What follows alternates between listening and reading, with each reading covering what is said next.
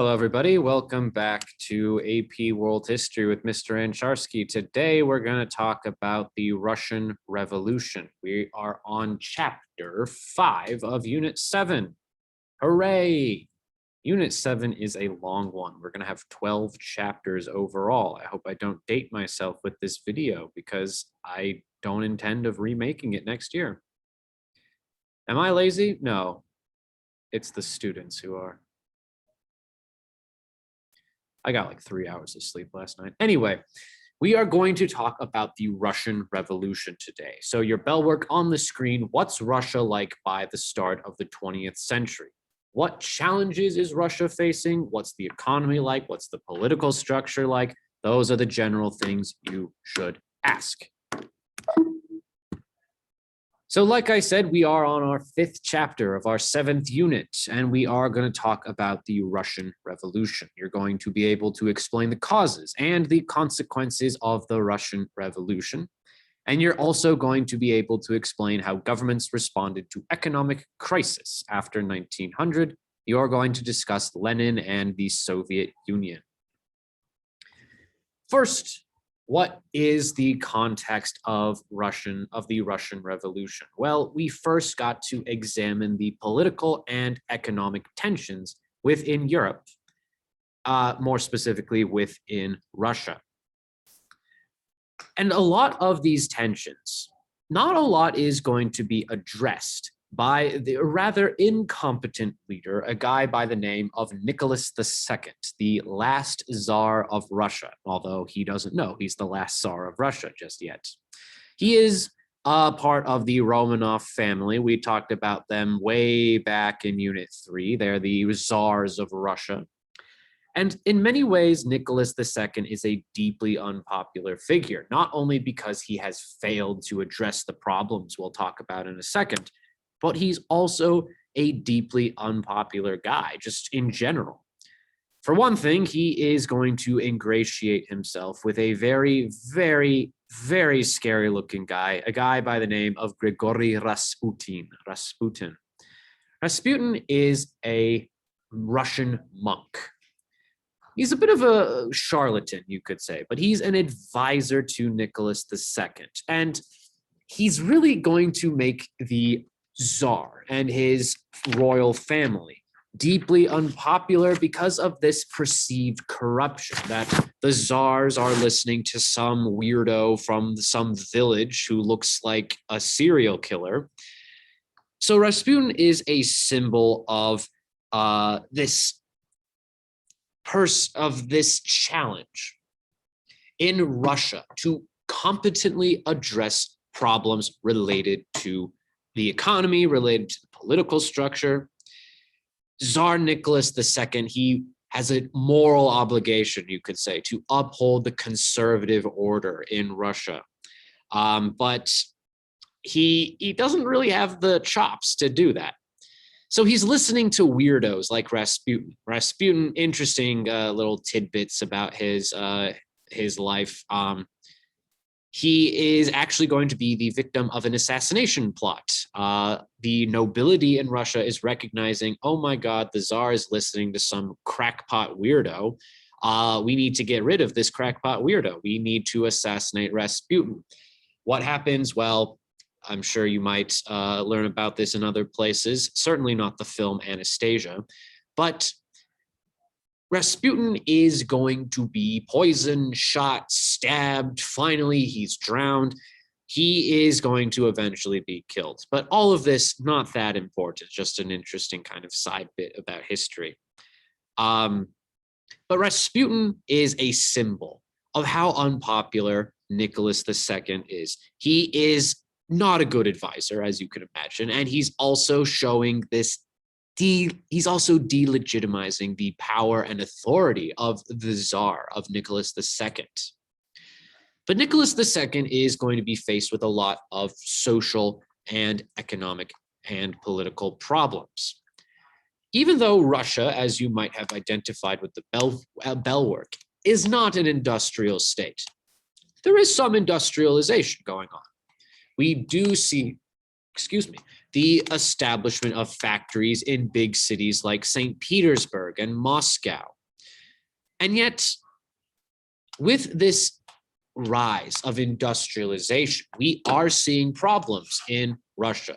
We are seeing increased economic and political tensions between the different classes of Russia. In the cities, it's between the factory workers, the industrial working class, aka the proletariat, versus the middle class, the factory owners, the bourgeoisie.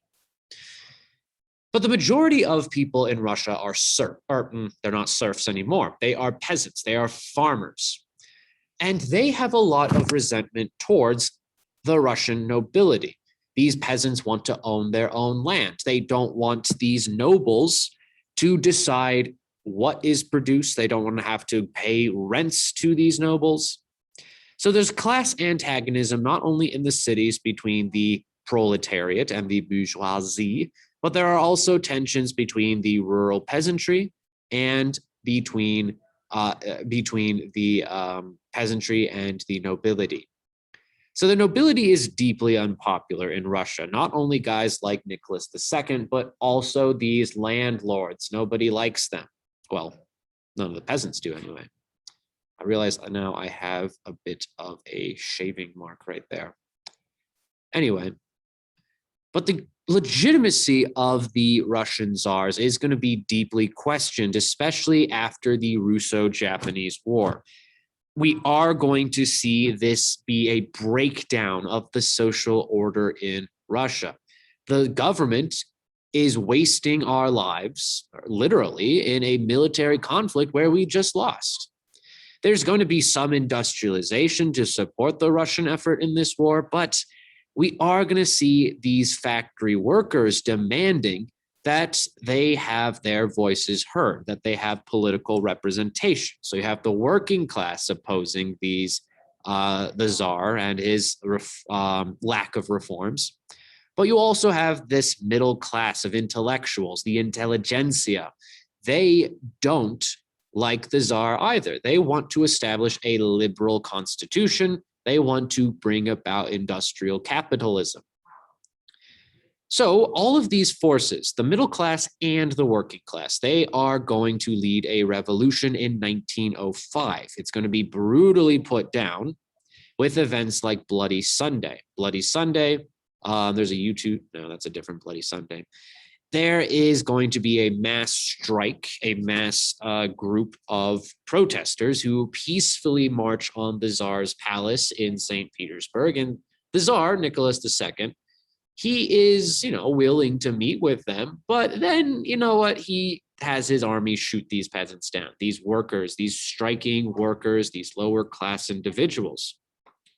There are going to be mass protests across Russia during the revolution of 1905, but they're largely going to be put down by the Russian army. And yet Nicholas II is realizing we do need some changes if we want to prevent revolution. He's going to issue a series of political reforms called the Stoiplin reforms. The Stoiplin reforms essentially are going to answer problems related to political representation and economic tensions. What happens? Well, the Stoiplin reforms are going to do kind of three things. It's going to encourage more land ownership among peasants. And it's going to accomplish this by its second point, ending the redemption payments. Remember, the redemption payments essentially were the former serfs had to pay their landlords to, basically not be serfs anymore. They were payments made to the Russian nobility.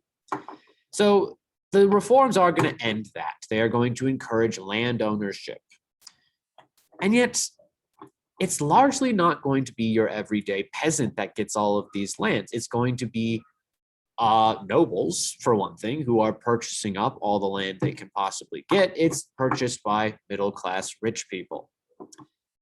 So even though we are going to see some economic reforms, it's not really going to address those concerns of industrial workers or even the everyday peasant. You're also going to see Nicholas II agree to a a parliament called the Duma. The Duma is going to be mostly an appeal to the middle class, to liberals. It's going to be a parliament where there is political representation.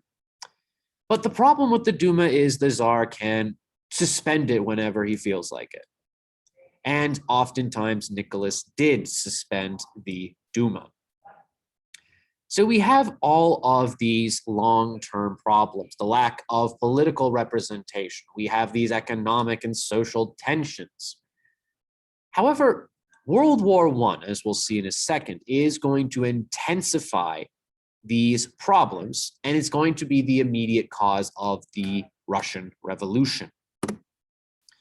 So Russia's involvement in World War I is largely disastrous, as I narrated semi-coherently in the last presentation. So Russia is largely not going to do well in the First World War, mainly because of two things. There's no industrialization, and there is incompetence throughout the military establishment, throughout the government as well. But let's first look at the lack of industrialization. Well, even though Russia is going to have some supplies for the First World War, they're going to quickly run out of them. So we are going to see poor communication. Telegraphs aren't built. We are going to see, what else are we going to see? I don't know. What are we going to see? We're going to see the fact that the railroads don't even hook up right to the railroads you need to get to Germany. So there's a lot of poor planning from the economic and military establishment. We're not going to see a successful mobilization of the Russian army. There's not enough supplies. Literally, the marching orders in World War I are, if you don't have a gun, pick it up from a dead person. There's not enough guns, not enough clothes, not enough food to go around to the soldiers. And on top of that, the soldiers are led by idiots. They're led by the aristocrats. They're from noble families that don't really want to wage an industrial war. They're more interested in their personal relationship with the Tsar, for example.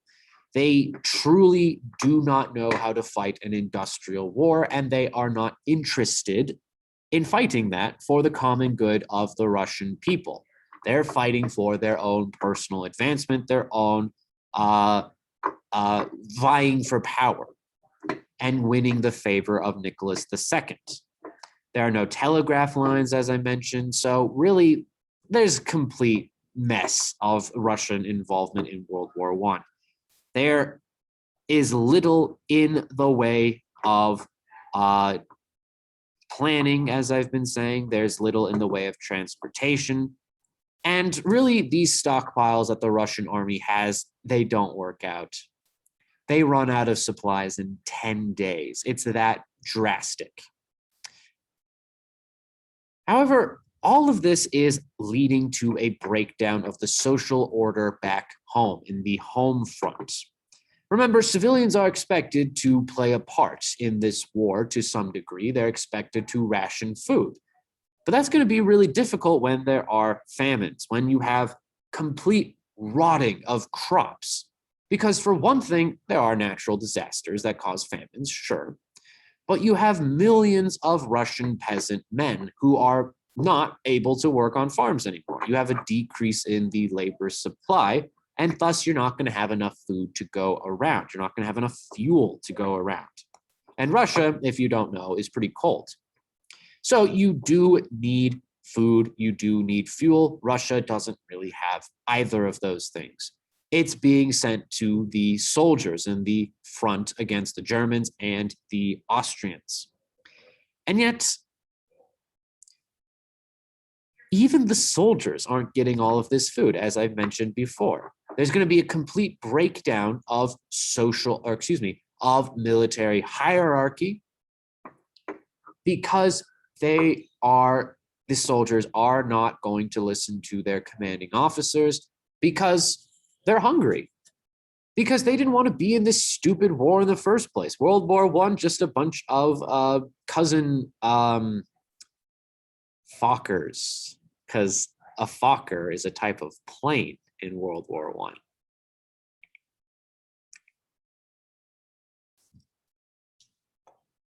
Thank you for laughing, those that did. I'll explain the joke if you leave a comment down below. Anyway, so we are going to see a complete breakdown of the social, I didn't say the F word, by the way. We are seeing a complete breakdown of hierarchy across the Russian military and back home in Russia. And this, the immediate scarcity of resources in the First World War, is going to be a major reason why we will see a revolution. Well, more accurately, two revolutions. But we'll get there. So you should be able to identify problems facing Russia by 1917, by the start of the Russian Revolution. And really, the Russian Revolution is characterized by two mini revolutions within a broader time period. The February Revolution, which is a time period of more liberal and moderate reform, of capitalist reform. And then a few months later, the October Revolution, which technically took place in November, but that's a different thing. So we are going to see, much like the French Revolution, two kind of phases right here. We have the liberal revolution, we have the radical revolution, and I would argue we have a return to conservatism with Stalin, but that's my argument right there. But let's first look at the immediate cause of the Russian Revolution. What is happening in February? We're talking about a few months here, people. In February, there's going to be a complete breakdown of the social order. More accurately, in March, there's going to be a breakdown of the social order because food's just going to run out in the capital city of St. Petersburg. And kind of like the French Revolution with the Women's March on Versailles, we are going to see a lot of Russian women staging mass demonstrations demanding food, demanding adequate distribution of food for civilians. But it's not just these women staging the demonstrations. We're also going to see workers in the factories going on strike. They're just going to leave their jobs. And on the front against the Germans and the Austrians, we're going to see soldiers mutinying. We are going to see them joining these protesting workers. And all of this is going to force Nicholas II to step down. He is going to abdicate because he can't deal with this crisis. Clearly, nobody's listening to him. So we have a complete, as I said before, breakdown of the social and political order. So when Nicholas steps down, there's going to be a power vacuum that is there. Who is going to fill that power vacuum? It is going to be the Duma. It is going to be a temporary government that is referred to as the provisional government that is going to largely try and direct a new Russia. They are trying to make a liberal capitalist system, a liberal capitalist economy and political system. And largely, we are going to see these liberals be in charge of the new Russian government, the provisional government. Nicholas II is off in his summer home in Siberia, in the Ural Mountains, actually. And we are going to see that this new government that forms is going to be one that is going to do some reforms. I mean, it is going to be a social democratic system. There is going to be increased representation for every class, every group of people in Russia as a result of this February Revolution. And yet, Alexander Kerensky's government, the president of Russia at this time, is largely going to be an unpopular figure because of two things. For one thing, this liberal provisional government is not doing anything to solve the famine, the food shortage. And on top of that, Kerensky is going to continue Russia's involvement in such an unpopular war.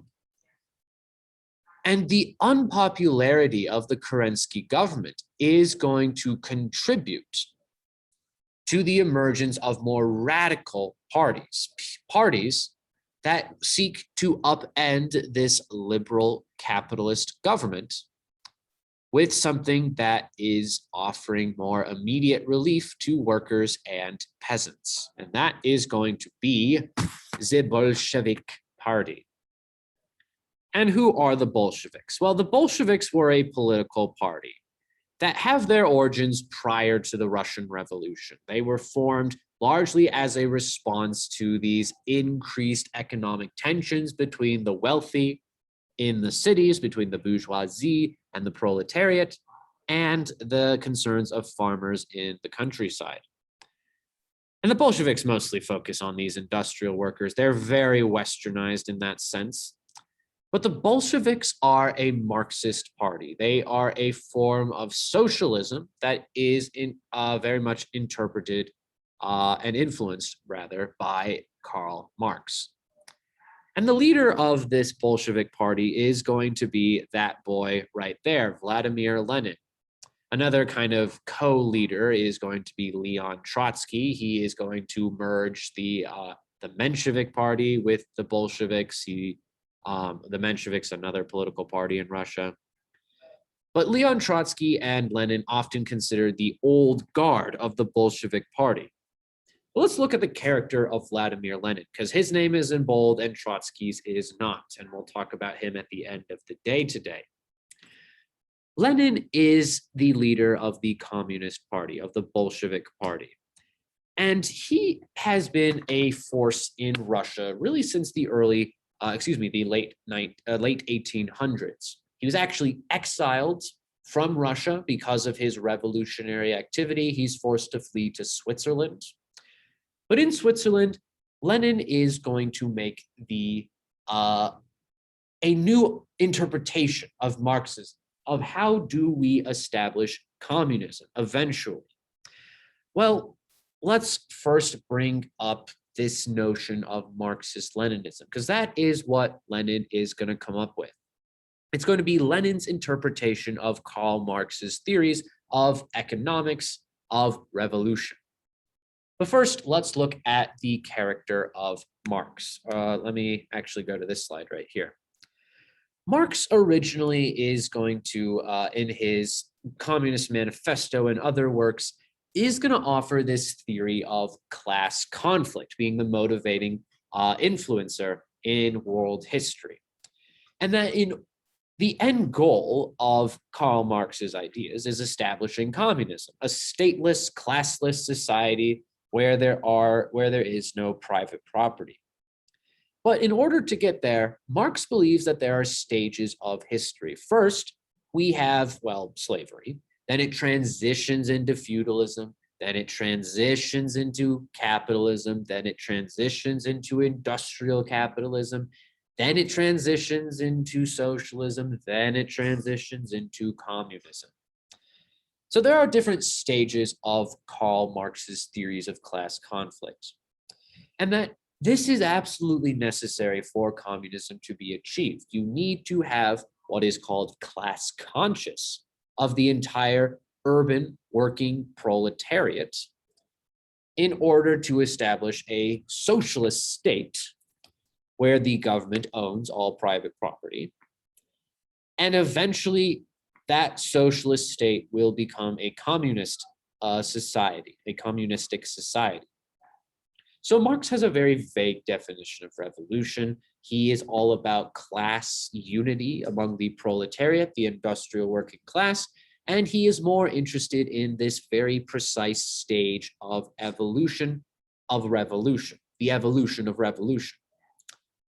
I like that. That is my description of Karl Marx's theories of class conflict. Based and red pill is a joke, yeah. But how is Lenin going to interpret all of this? Because the main problem with Lenin, as I've identified over here, is that Russia is not an industrial state. But Lenin is a communist. He wants to establish Russia as a communist state. But how do we get there if there isn't industrial capitalism? Well, what is Lenin going to propose? He is going to propose his interpretation of Marxism, of a revisionist interpretation of Marxism. And Lenin is going to basically assert that those stages that were involved in establishing communism, sure, that might be, a legitimate thing, but we could have a revolution without industrialization. We can skip straight into socialism from a pre-industrial society to a socialist one. And then that socialist government will transition society into communism. That is Lenin's ideas, essentially. He's like, hey, a pre-industrial revolution is possible.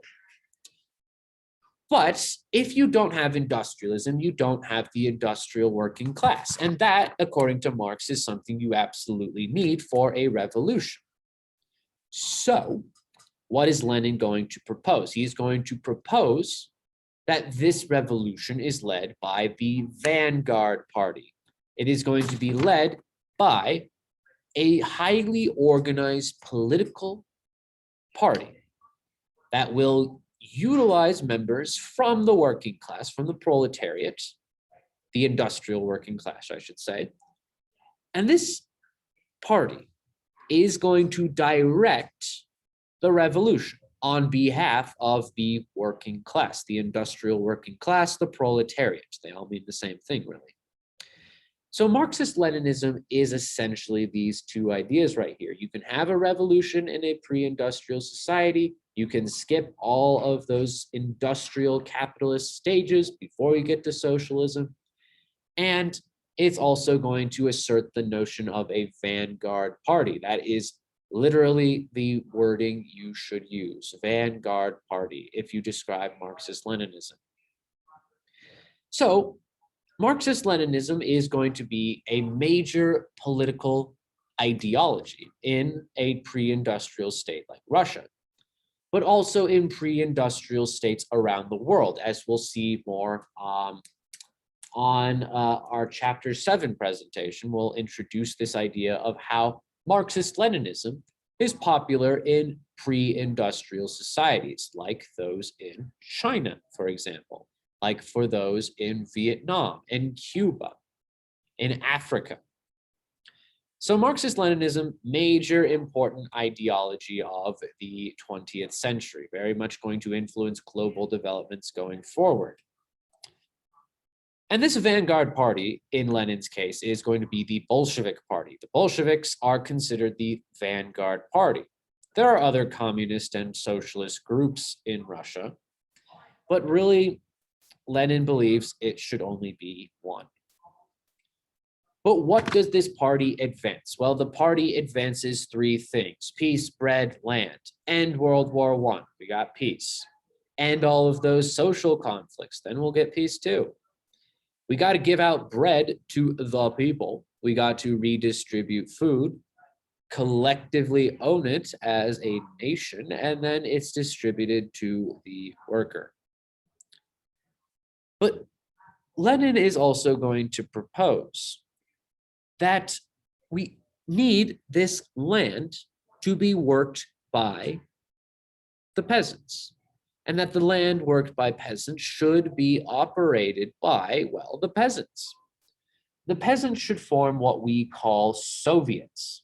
Soviets are essentially workers' councils that direct political and economic affairs over a community, over a city, for example, or for an entire province. But these Soviets, they are actually run by workers, by farmers.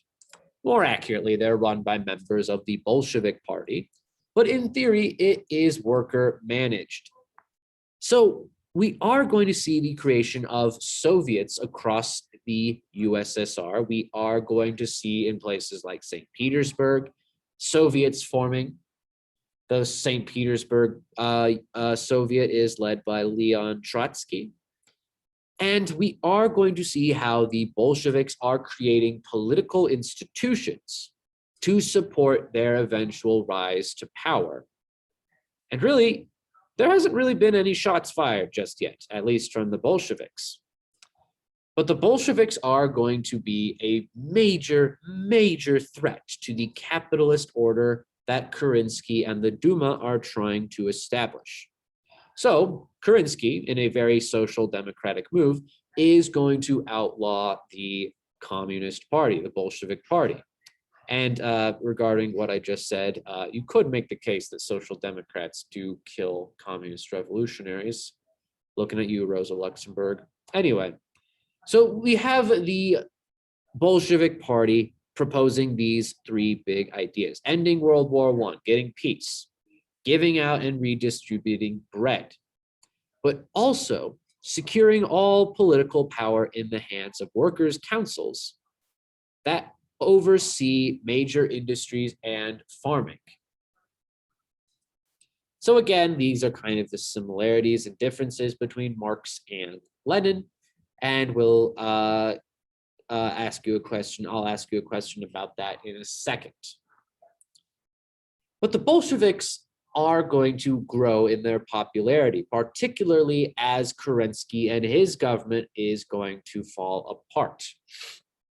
So we are going to see this movement for a Bolshevik established order in Russia. So when Kerensky doesn't pull out of World War I, when Kerensky doesn't grant the political representation wanted by the working class through parties like the Bolsheviks, we are going to see the corruption that is occurring in the provisional government come to a breaking point, where we are going to see a mass group of people overthrowing the Russian government, overthrowing the provisional government set up by the Duma. So the Bolsheviks are going to overnight, relatively, overthrow the provisional government. They are going to become the only political party in the Soviet Union, the Soviet Union. They're going to secure their political power and thus establish peace by arresting other revolutionary groups. There's only one correct vanguard party, that's the Bolsheviks. So Lenin is going to arrest other revolutionary groups, the anarchists, the looters, and people in many cases who don't know what they're doing. That sounded more like Vito Corleone. Anyway, so we have the arrest of these revolutionary groups. We have the formation of a political, secret police, I should say, called the Cheka. The Cheka, they are going to carry out Lenin and the Bolshevik Party's wishes, and they will arrest other revolutionary groups, meaning the Bolsheviks, they're the only party to control the new Russian nation. But also, what is going to happen? Bolsheviks, they are going to take over the factories. They are going to conscript workers and move them around the country. They are going to have mandatory labor brigades in the USSR to encourage industrialization. Or it's not the USSR yet. We are going to see these nationalization of major industries, of farmland. Peasants are forced to give their food, their crops over to the national government with no compensation. And all of these factories and these farms are going to be operated by these Soviet councils, by these worker councils made up of members of the Bolshevik Party, who, as we remember, claim to represent the working class at large. So we are going to see successes by this early Bolshevik Party. They are going to secure peace in many ways. They are not going to have any political opposition through the use of the Cheka. We are going to see land being redistributed to peasants, although not much in the way of private property, because there is no private property. We need to jumpstart communism as quickly as possible. We're going to see bread being distributed to poor peasants and workers. But we're also going to see the Russians pull out of World War I with the Treaty of Brest-Litovsk, which I am mispronouncing. This is going to be a major treaty that is seeking to end German and Russian hostility, Austrian and Russian hostility as well. So the treaty is kind of a last-ditch effort to pull Russia out of the war. And it's going to cost Russia a lot. Russia is going to have to give over a lot of territory in Eastern Europe, places like Poland, Latvia, Estonia, Lithuania, Finland. So these places are going to break away from the Russian Empire, and they are going to be given up to the Germans and the Austrians. But as we all know, the Austrians and the Germans are going to go away. And guess what remains? We are going to see these independent republics along the border of Eastern Europe. So Russia is going to lose at least a third of its population and wealth through this treaty with the Central Powers. They're going to lose their holdings in Central Asia as well. But guess what? The Bolsheviks promised and delivered. We have peace for now. So you should talk, well, you can't talk to your neighbor. You should review these questions right here. What are some similarities between Marx and Lenin, and what are some differences between the two? And then finally, what's the difference between the February and October revolutions? And as you might imagine, when communists come to power, this is very upsetting to conservatives and liberals alike. We are going to see a civil war in Russia. And this civil war is going to lead to the establishment of the Soviet Union, of the USSR. So in the Russian Civil War, it's mainly going to be a fight between the Bolsheviks, who are going to organize what is called the Red Army, against, guess who? The White Russians. And who are the White Russians? They're a variety of people. They're pro-monarchists, pro-czarists.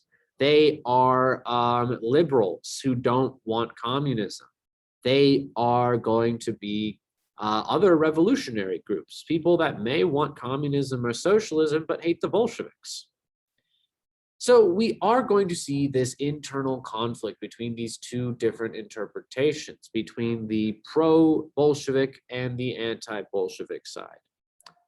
But the White Russians, the anti-Bolsheviks, are going to be greatly assisted by Western powers. We are going to see foreign intervention on behalf of the White Russian army. And largely it's because there's this fear that the Russian Revolution could spread if it's left unchecked. So we are going to see US involvement, well, obviously. We will see German, we'll see, well, not so much. We'll see French and British and Chinese and Finnish, all of these different groups of people who are scared of the spread of the Russian Revolution. And largely this is what we mean by the foreign reaction to the Russian Civil War. We do have these efforts to we do have these efforts to get rid of the Bolsheviks.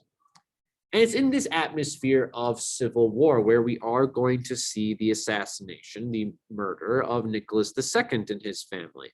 Nicholas II is going to be killed along with his family, all of them, including little Anastasia. But why do the communists kill the children? Well, what if the foreigners invade and they succeed? What if they restore a legitimate heir to the throne? So we are going to see this is why the Romanov family is going to be shot in a basement in Siberia. But how is the world reacting to the Russian Revolution? Well, in the West, in places like Great Britain, in places like France and the United States, we are going to see what we call the Red Scare. The Red Scare, this hostility and opposition to communists, to left-wing ideas in general. So we are going to see foreign intervention that is largely motivated by a mistrust or hatred of communism. And yet, we're also going to see those that support the Russian Revolution, not only communist parties within the United States, but also we will see this with pre-industrial societies like China, like Cuba, like Vietnam, that are greatly going to be inspired by the Russian Revolution, especially by the success of Lenin Marxism. So we are going to see how two kind of camps are forming around the world, those that support communism, those that are against it. And yet the Russian Civil War is a deadly, disastrous one. It's going to be one where, guess what? We are going to see the complete destruction of farmland across Russia. We're seeing the burning down of villages and mining communities. And all of this is going to cause a lot of problems in the USSR. So these economic and political chaoses, they are going to be the main reason why we'll start to see a shift in Lenin's policy related to terraforming. I'm sorry, I misspoke right there. I was thinking about Avatar for a second.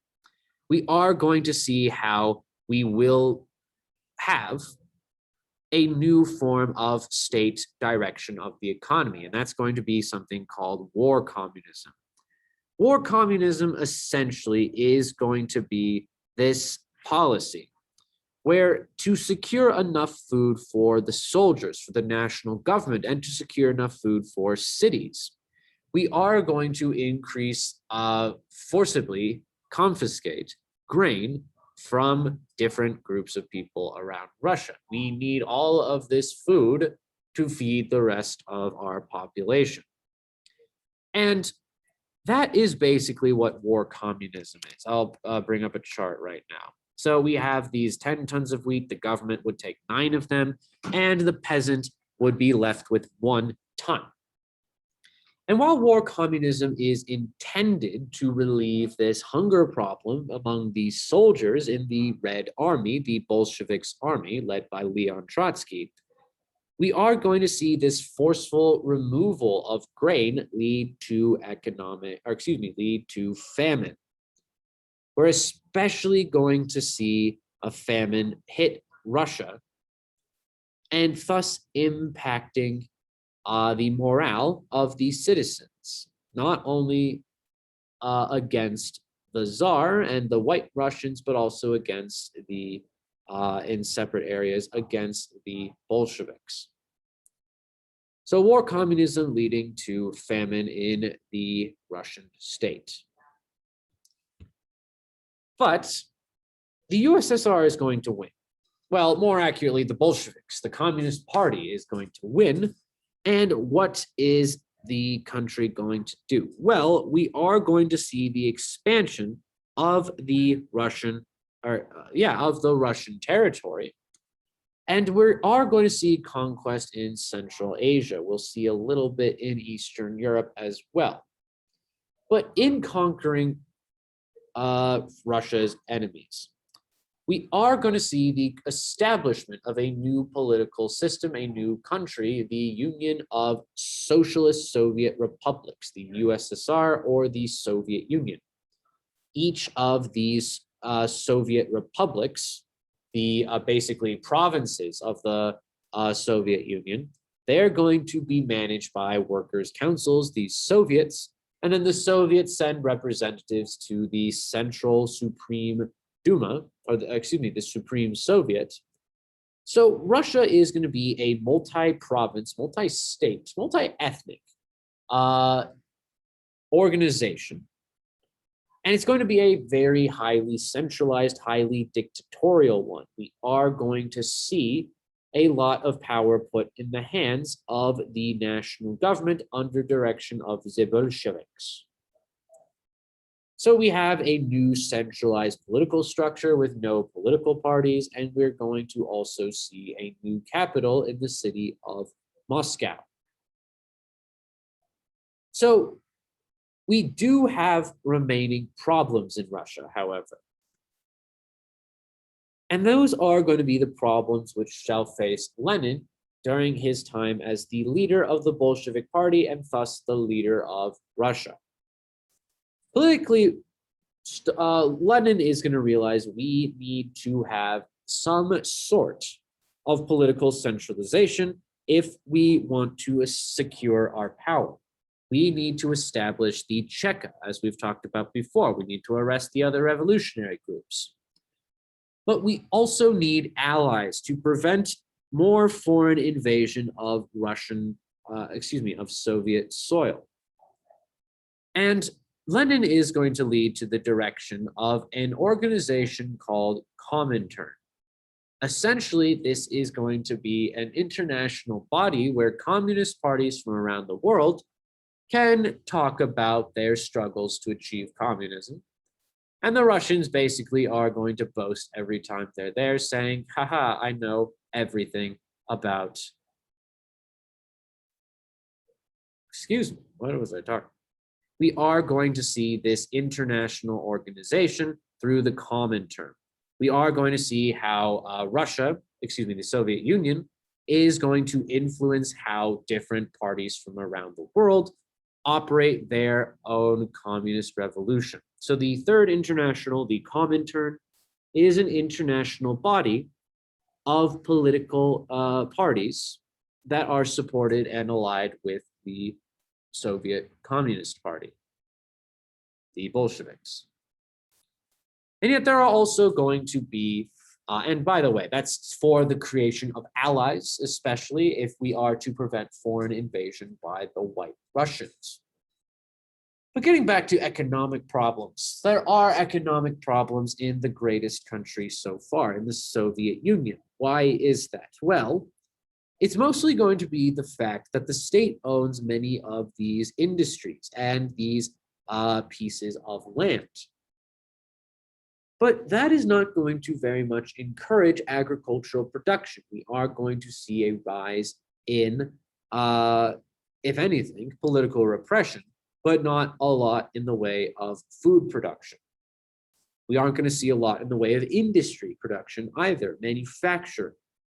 So while Lenin's initial plans are to redistribute this land, have them operated by Soviets, really, Lenin is going to have to revise, I should say, his thesis as it relates to the stages of communist development. We will get to communism eventually, but we need to have some sort of transition stage between feudalism and between liberal industrial capitalism. So we are going to see a creation of a new economic policy, conveniently called the New Economic Policy. What is the New Economic Policy? Well, it is going to be a fusion, if you will, of the capitalist and communist systems. It's going to be communist because I'll first talk about capitalist. It is going to be capitalist because it is encouraging private property ownership. It's realizing that some farmers know how to do all this stuff a lot better. So we are going to have a degree of profit motive within the Soviet Union with this limited private property ownership. Not everybody's going to get it, but we are going to see private property ownership in Russia and in the other Soviet republics. And on top of this, Russia is going to initiate talks with the West about exchanging surplus agricultural food for machines. And the West, when the revolution broke out, was like, ew, gross, communists, don't touch me. But now we are going to see the West and the Soviet Union engaged in tepid, So limited reforms for clean clothes, for clean water, these sorts of things. Did that make sense? I don't know. You can't tell me. So we are going to see the loosening of trade restrictions with the West, with the capitalist West. Yet it is a communist government because of the state direction of the economy. This is a planned economy. This is an economy where all prices are set by the party. The NEP is going to be widely successful. It's going to initiate a process that will eventually start industrialization. And why is that? Well, it is going to see an increase in food production. We are going to see peasants able to own their own land and to produce as much as they want. Well, not as much as they want, because there still is government planning over who gets to produce what, how things are distributed. But given the example right here, this is kind of showing the difference between war communism and the new economic policy. In the war communist era, we see how the government basically takes 9/10 of your income, distributes it to the citizens and the soldiers.